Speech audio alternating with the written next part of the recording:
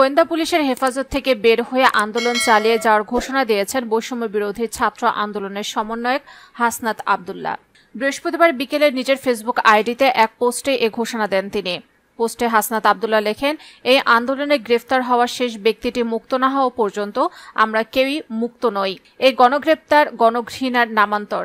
আমাদের মুক্তি তখনই সম্পূর্ণ হবে যখন এই আন্দোলনে গ্রেফতার হওয়া শেষ ব্যক্তিটি মুক্তি পাবেন। তিনি আরও লেখেন, আমাদের এই আন্দোলন শুধু ব্যক্তির মুক্তির জন্য নয়, বরং বৈষম্য, নিপীড়ন, গণগ্রেপ্তার এবং ছাত্র নির্যাতনের বিরুদ্ধে। এই আন্দোলনে গ্রেপ্তার হওয়া শেষ ব্যক্তিটি মুক্ত না হওয়া পর্যন্ত আমাদের আন্দোলন চলবে।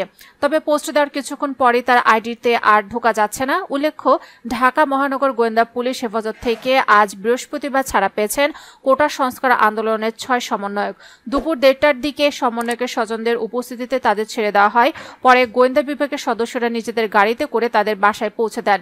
ডিবি কার্যালয়ে ছাড়া পাওয়া 6 সমন্বয়ক হলেন নাহিদ হাসান, আসিফ মাহমুদ, আবু বাকের, নুসরাত তাবাসসুম, সার্জিস আলম ও হাসনাত আব্দুল্লাহ।